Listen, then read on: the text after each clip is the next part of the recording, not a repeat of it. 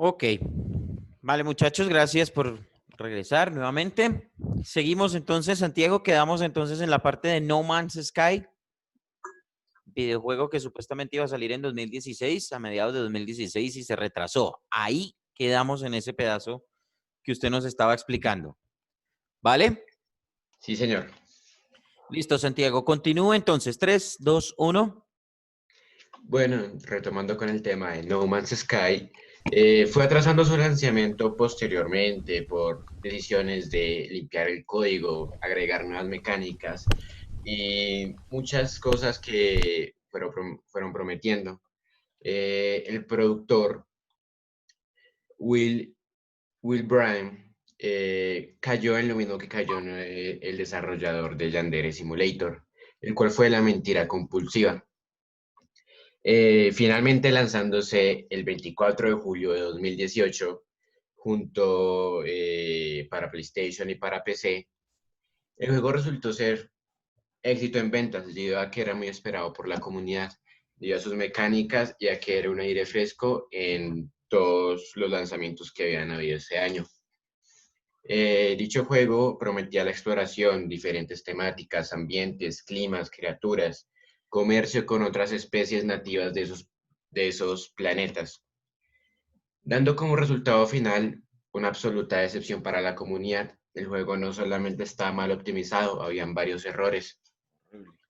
Los planetas, por así decirlo, eran el mismo, pero solo cambiaba el color, eh, haciéndolo literalmente el juego más odiado de ese año.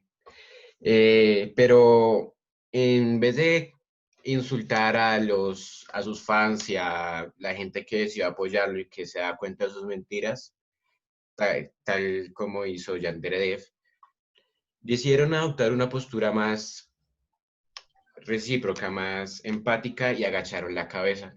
Ellos aceptaron sus errores y a medida del tiempo sacaron varias actualizaciones gratuitas, los cuales agregaban mecánicas que sí habían prometido, que sí estaban incluidas en los discursos que daban en su lanzamiento y haciéndolo un juego bastante disfrutable y jugable, enmendando su error, no siendo uno de los más famosos, pero sí uno de los que se ha logrado recuperar y ha sabido adaptar las críticas.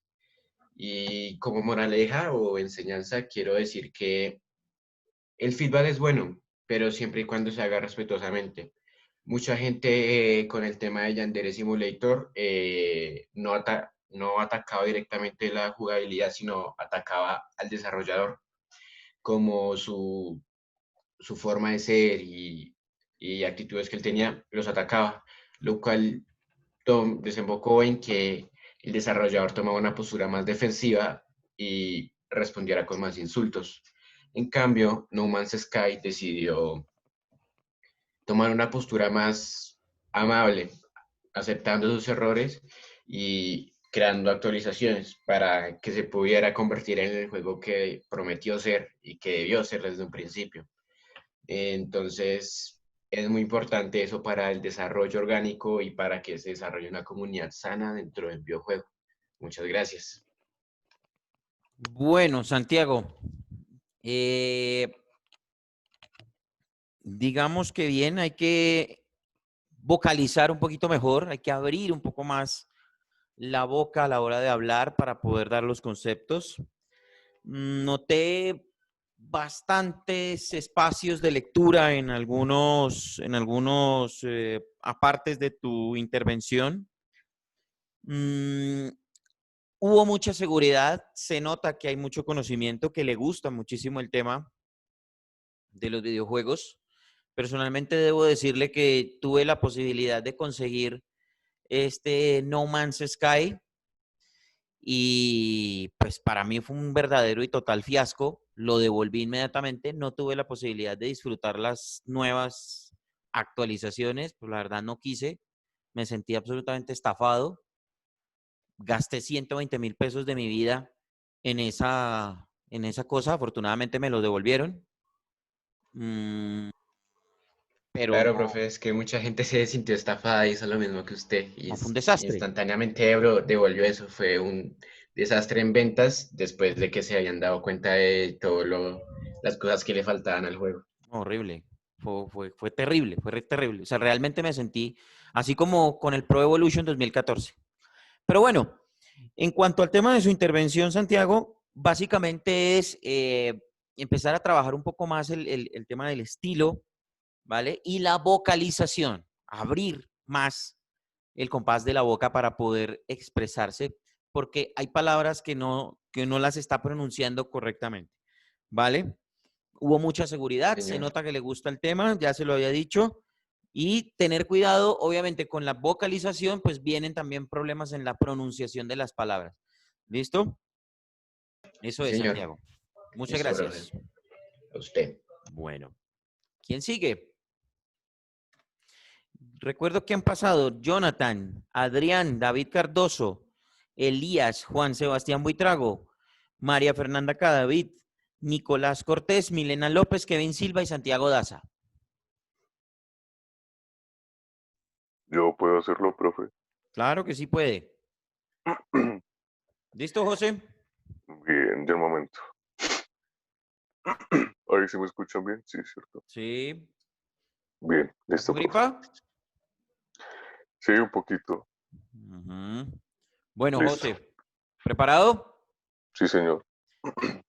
7 minutos. 3, 2, 1. Bien, muy buenos días. Bienvenidos a esta sección. Es un placer estar con ustedes y compartir con ustedes la historia de un hombre que dejó huella.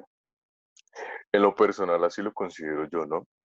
Pues lo considero como mi mayor o mi más grande héroe. Bien, les hablaré de Oscar Schindler. Muchos lo han escuchado, otros no. Pero bueno, aquí estamos, es para compartirles. Este señor nació el 28 de abril de 1908 en Svitavy, República Checa. En ese entonces, República Checa, en ese entonces era el Imperio Austrohúngaro. Bueno, él fue un empresario alemán, fue exitoso en algunos momentos y en otros no. ¿Por qué? Porque este señor tenía una ambición, pero también tenía un vicio con el alcohol, con las mujeres y con los sobornos. Este empresario fue de familia alemana sudeta, es decir, que vivían en Checoslovaquia y no en Alemania. Perteneció al partido nazi y les digo que fue un hombre que salvó aproximadamente desde 1.200 judíos hasta 1.700 judíos, salvando así a cantidades de generaciones judías que tenemos hoy en día. Este señor tenía una empresa que era de menaje, era de cocina y munición, ubicada en Polonia y en República Checa. Cabe aclarar que su primer interés fue personal, ¿no? Y tenía como objetivo obtener todos los privilegios y beneficios que les daban a los miembros del partido nazi. Beneficios como cuáles, la facilidad de obtener un préstamo, las mujeres, los favores de la Abwehr, Servicio de Inteligencia Alemana. Y también cabe aclarar que fue una persona que estaba dispuesta a hacer todo para lograr sus intereses personales. Tanto así que trabajó para la Abwehr Inteligencia Alemana, ayudó a a la conquista de Alemania a Checoslovaquia, es decir, que trabajó para Alemania, aún así, sin importar que él naciera en su país natal, él no le importó. Ahí podemos ver su ambición, cómo era, al punto de llegar a traicionar su propio país. El gobierno checo lo arrestó por espionaje, pero lo liberó en cumplimiento de los acuerdos de Múnich en 1938. Después de trabajar para la Uber, eh, adquirió mucha experiencia, adquirió mucho reconocimiento y cabe aclarar que después de la toma de Alemania a Checoslovaquia tuvo que mudarse a Ostrava, frontera de Polonia con Checoslovaquia, para empezar a trabajar en espionaje con Polonia. Este señor fue una gran parte para fue quien le dio iniciativa también porque fue muy importante su trabajo al inicio de la Segunda Guerra Mundial. Bueno, ¿por qué? Porque este señor fue quien empezó a averiguar las vías férreas, los movimientos de los ejércitos de Polonia para darle la información a Alemania. Es decir, que después de haber traicionado a su país natal, lo estaba haciendo con un país eh, aliado. Entonces podemos ver la ambición de este hombre. Y ustedes se preguntarán, pero ¿cómo así que salvó a 1.200 judíos? Bueno, pues para allá vamos. Oskar Schindler siempre trabajó de espionaje para el gobierno alemán. Eh, a medida de que pasaba el tiempo fue adquiriendo más y más privilegios, beneficios del partido nazi y pudo levantar su fábrica llamada, llamada la Deutsche Emaillewagen Fabrik, es decir, fábrica alemana de esmaltados. Esta fábrica la creó en 1940 la creó con ayuda de una persona que fue esencial en su vida y esencial en salvar las vidas desde 1.200 a 1.700 personas judías. Este nombre era Isaac Stern, era un polaco judío que perteneció al gueto. Este señor prácticamente salvó la vida de Schindler. ¿Por qué? Porque era una persona brillante, era un contador brillante, levantó su empresa y Schindler adquirió a los trabajadores judíos. ¿Por qué? Porque a los trabajadores judíos se les pagaba con objetos, con comida, con ollas, para así poder hacer trueque en el gueto. Es decir, que el salario en efectivo se le pagaba al partido nazi, pero de igual manera los judíos no adquirían absolutamente nada. Schindler sabía que si contrataba a personas polacas, pues tendría que pagarles en efectivo. Entonces, desde ese momento, seguía su ambición, seguía su interés personal, a él no le importaba la vida ni la situación de los judíos, no le importaba a nadie más, sino solamente él mismo. Después de esto, la fábrica empezó a generar muy buenos ingresos. ¿Por qué? Porque Oskar Schindler se aprovechó de la situación de los inversionistas judíos. Los inversionistas judíos tenían dinero, tenían mucho capital, pero en el gueto eso no tenía valor. Entonces se reunía con esos inversores para enamorarlos, para atraerlos con sus palabras, porque tenía una habilidad para convencer a las personas increíblemente. Después de la descomposición del gueto, en el que murieron muchísimos judíos, Oskar Schindler se dio cuenta del trato que los alemanes les estaban dando a los judíos. Desde esa vez, marcaron su vida para siempre.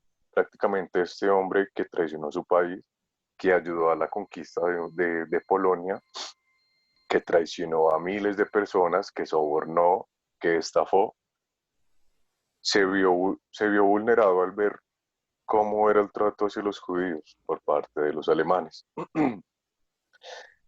Se dio cuenta que estaba apoyando un partido opresor, un partido violento, un partido genocida, y desde esa vez empezó como a sentir cierta empatía, cómo reclutaba a los judíos.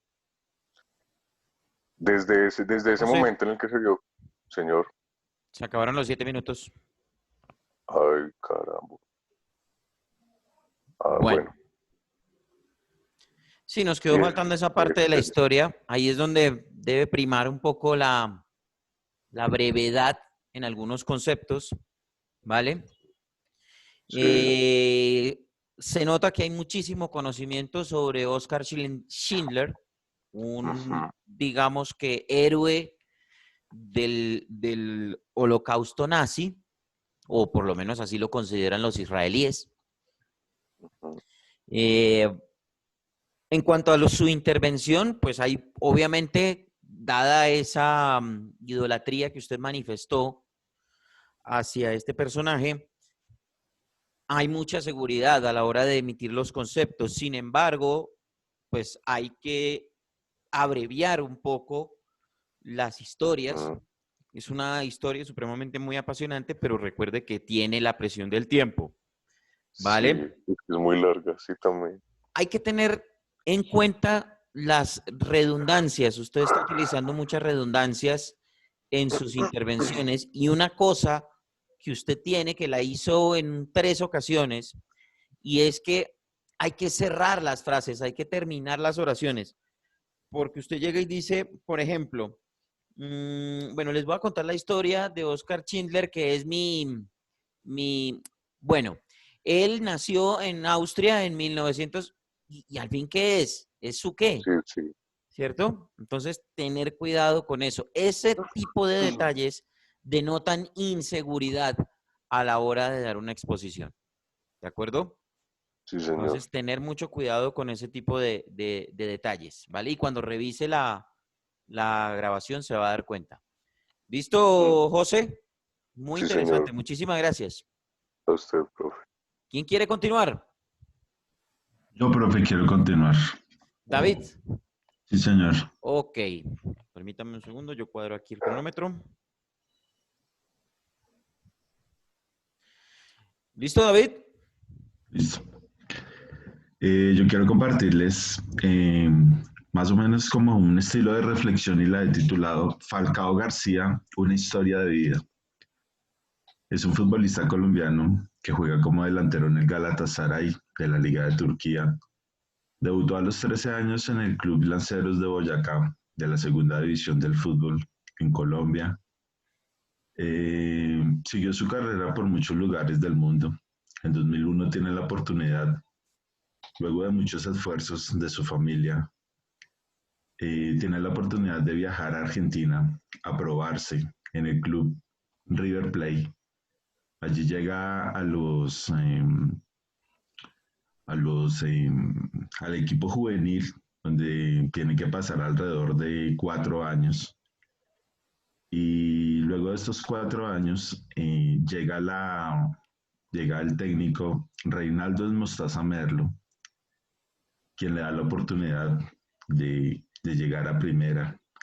Y hay una anécdota muy bonita en el primer juego de Falcao como profesional. Y es que venía el partido entre River Plate e Independiente en el 2005 y Merlo decide convocarlo.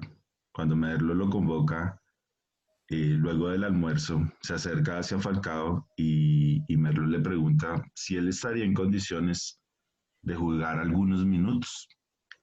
Y pues Falcao, con esas ganas de poder triunfar, le dice que él podría jugar todo el partido. Y a un Merlo lo sorprende más cuando le dice que iba a ser titular. Tal vez fue el gran día para Falcao, porque fue un debut soñado.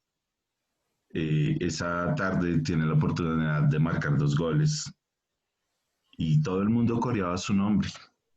Y era algo espectacular y él recordaba todo ese esfuerzo que él tuvo que vivir, todo lo que tuvo que enfrentar antes de llegar a ese sitio, antes de llegar a ese lugar, antes de tener ese debut. Pero la vida le cambia unos días después, cuando después de ese debut, después de ser reconocido, tiene su primera lesión de su rodilla izquierda. La recuperación fue más o menos rápida, fue alrededor de los 6 meses, pero entra en un momento difícil de su vida y se hacía la pregunta, tuve unos días de gloria y hoy vivo tal vez los días más complicados. Luego de esto, Falcao siguió su proceso, logra recuperarse.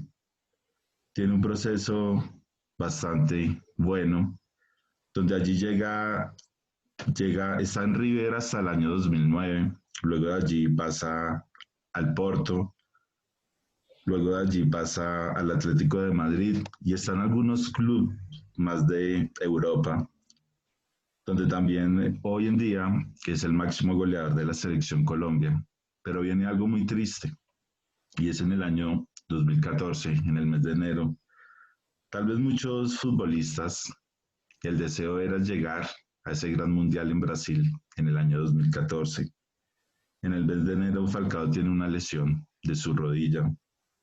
Tal vez fue el peor momento para él en su carrera, ya que venía siendo tal vez el mejor 9 del mundo, muy reconocido por muchas personas, por los goles de diferentes facturas, por la cantidad de asistencias y la cantidad de juegos bien que venía haciendo.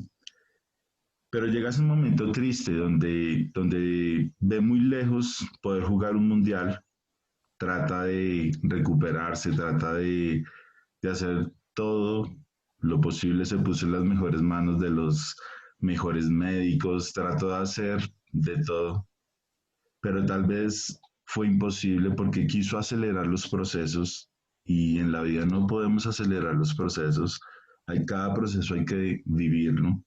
Tal vez fue una frustración de Falcao cuando sus compañeros de la selección Colombia inician un mundial, empiezan a jugar y tal vez fue el mundial donde mejor le ha ido a la selección Colombia. Y a pesar de todo, él llegó a apoyar a sus amigos, a sus compañeros. Tal vez no fue fácil. Y no fue fácil porque uno quisiera estar, yo me pongo en los zapatos de él y uno quisiera estar en ese sitio, en ese lugar y compartir con aquellos compañeros. Luego de todo esto, Falcao tiene una recuperación, vuelve a tener nombre. Muchos decían que Falcao no se iba a recuperar, muchos decían que él debería retirarse, muchos decían que él no lo iba a conseguir, pero en estas dos ocasiones les quiero compartir algo. ¿Por qué les conté esta historia? Porque siempre debemos de luchar por nuestros sueños sin importar las pruebas o dificultades en las cuales tengamos que enfrentar. Debemos de confiar en esas habilidades que Dios nos regaló un día, así como Falcao tiene una fe inquebrantable.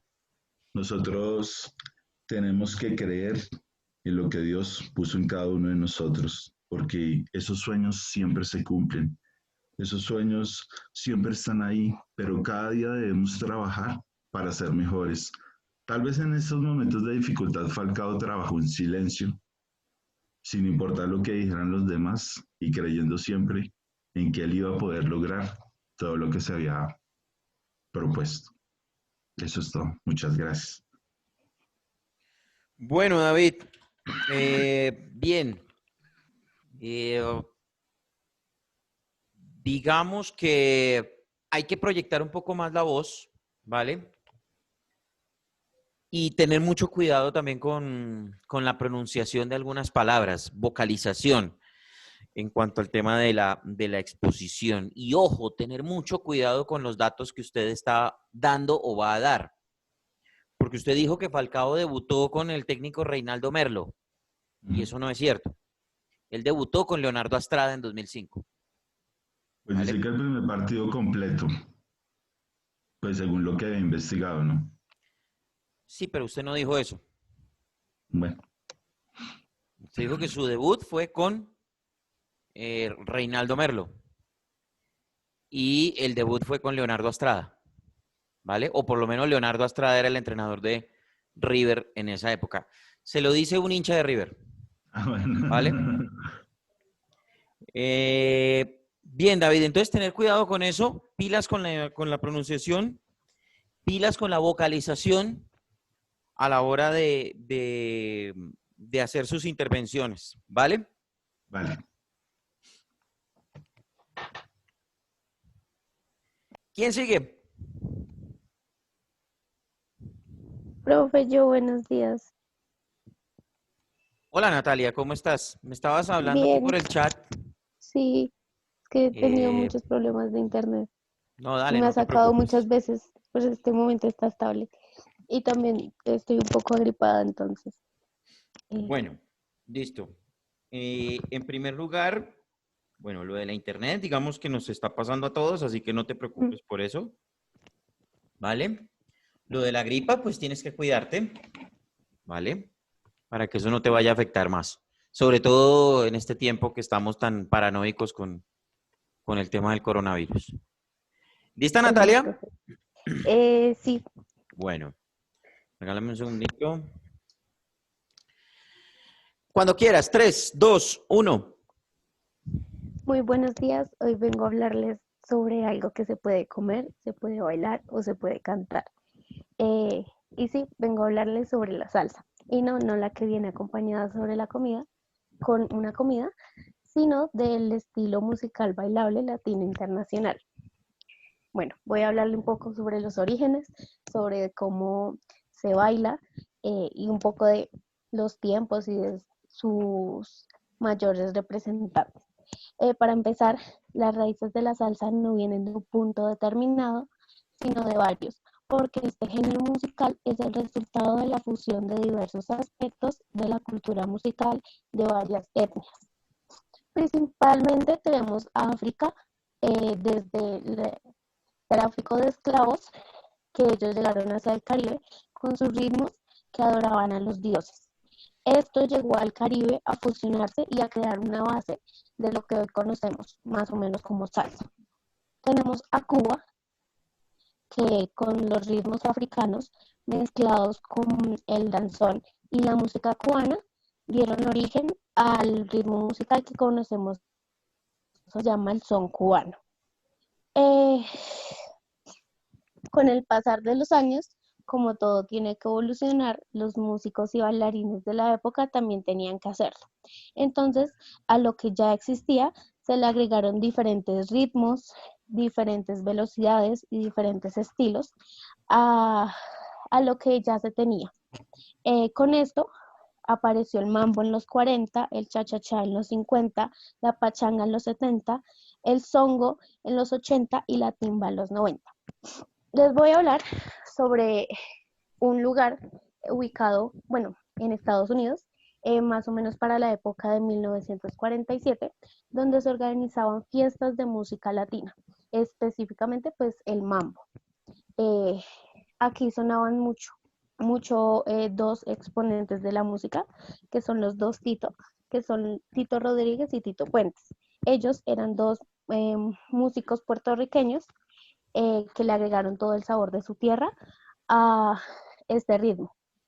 Eh, Cabe aclarar que hasta este momento no se le conocía a estos ritmos como salsa.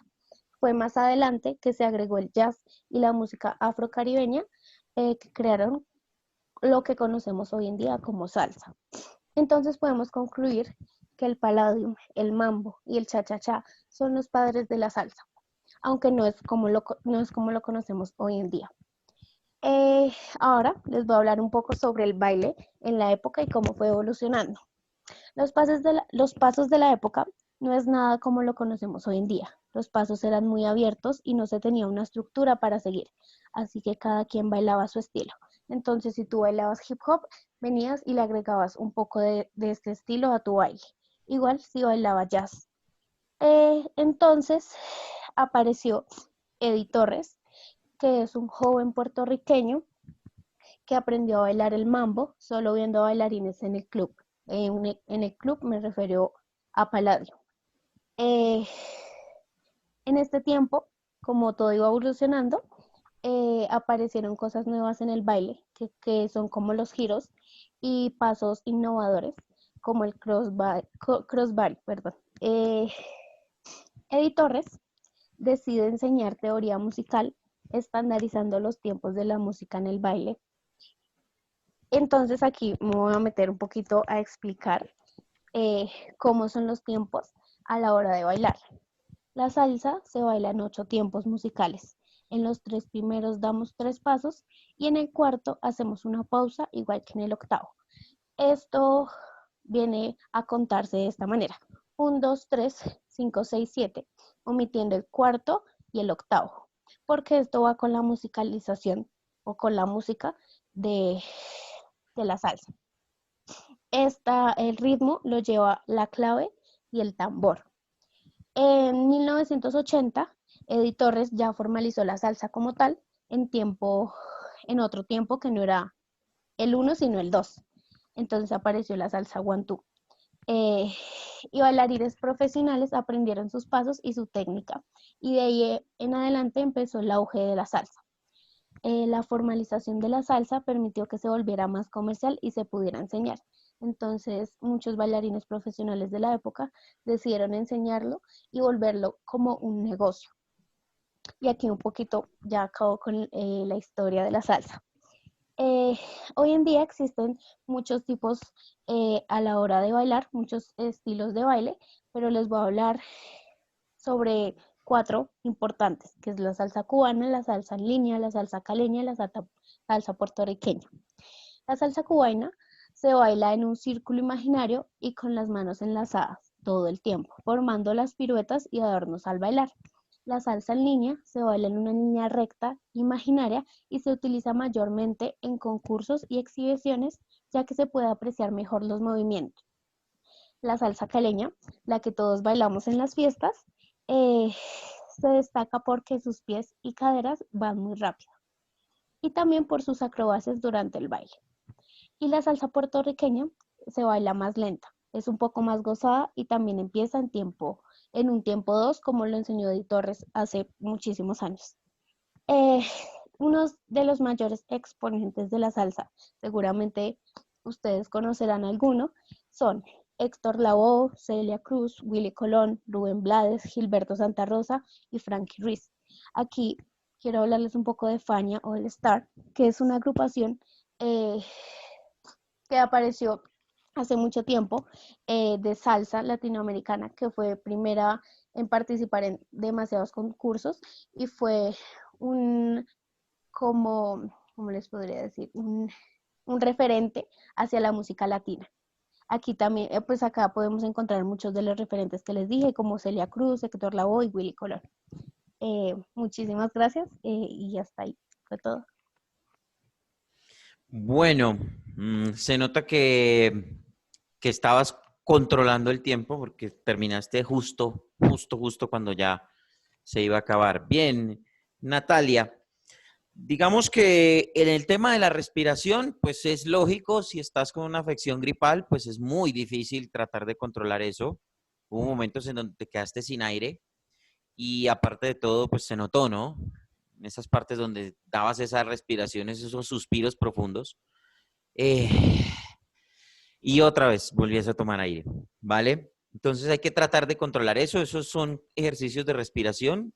Hay que retomar esos ejercicios de respiración, sobre todo porque cuando uno tiene gripa, pues obviamente al inflamarse las fosas nasales, pues uno no recibe o no toma la cantidad de aire posible y sobre todo cuando uno está hablando, ¿cierto? Entonces en ese orden de ideas, pues es mejor hablar más despacio, tomar la mayor cantidad de aire posible y ahí sí tratar de hablar y para que no se note tanto ese tema de la respiración.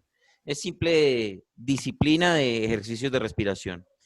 Obviamente, esa falta de aire, pues hacía que perdieras un poco la concentración en algunas frases y generaran muletillas. Esas muletillas de bueno, y eso, alargar las sílabas también, ¿vale? Entonces, tener mucho cuidado con eso porque eso denota inseguridad.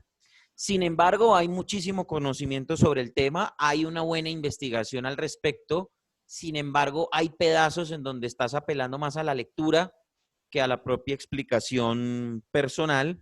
Y al final, pues trataste de meter 30 huevos en una caja de 12 y terminaste sonando muy apurada a la hora de dar las ideas, ¿vale? No es un mal ejercicio, pero hay que tener mucho cuidado y sobre todo cuidar tu salud para que no te afecte eso a la hora de dar una intervención. ¿Vale? Vale, profe, gracias. Listo, Natalia. Gracias a ti. Bueno, muchachos, nos queda ya poco tiempo para terminar entonces esta reunión. Quedan pendientes Ana María Restrepo, Isaac Polo, Johan Rodríguez, Juliana Vázquez, Oscar Iván Montañez y Santiago Babativa por hacer su ejercicio de expresión oral. ¿Vale? Eso lo vamos a hacer la próxima clase, que será mañana, creo. No, el jueves. Jueves 8:30 de la mañana, ¿cierto? Sí, señor. Listo, Sí, profe. entonces terminaremos ese ejercicio y avanzaremos entonces con lo que sigue. Entonces, por favor, acordémonos. Quedó pendiente Ana María, que es la que va a arrancar la próxima clase, porque pues hoy no pudo estar en nuestra clase. Y seguiremos entonces con los que hacen falta. Repito, faltan Santiago Babativa, Oscar Iván Montañez, Juliana Vázquez, Johan Rodríguez e Isaac Polo. ¿Vale? Que son los que hacen falta por hacer su exposición, su intervención de 7 minutos. Luego de eso les daré la nota con la que quedaron. ¿Listo? Vale, Listo, profe. muchachos, entonces en ese Listo, orden de profe. ideas, nos vemos entonces el jueves a las 8:30 de la mañana. Muchísimas gracias por la asistencia. El jueves entonces terminaremos este ejercicio, les daré la nota a todos y procederemos a continuar con lo que sigue en nuestra clase de taller de radio. ¿Vale? Muchas gracias, muchachos. Buen día, pásenla bien, cuídense por favor. Ayer fueron 10,000 y piquito. ¿Sí, Nicolás? Nicolás. Lo vi que levantó la mano. Bueno, después me contará Nicolás entonces qué es lo que quería decir. ¿Vale? Muchas gracias, muchachos. Cuídense. Ayer pasamos 10,000 nuevos contagios. Pilas, por favor. Los que tienen que salir, cuídense. Tomen todas las medidas de bioseguridad. Los que no necesiten salir, quédense en su casa, juiciosos, tranquilos. ¿Vale? Y cuídense, por favor, porque esto está complicado. Estamos en el momento más álgido del virus, así que por favor tengamos mucho cuidado. ¿Vale? Pásenla bien, muchachos. Muchas gracias por la asistencia y nos vemos entonces el próximo jueves. Bueno, profe, feliz día. Gracias, profe. Listo, profe. Profe, Señor. perdón, una pregunta. Tengo una duda. Usted nos había dicho que esto iba a ser un ejercicio de ensayo y escucho que tiene ahorita nota. Ujú. Sí.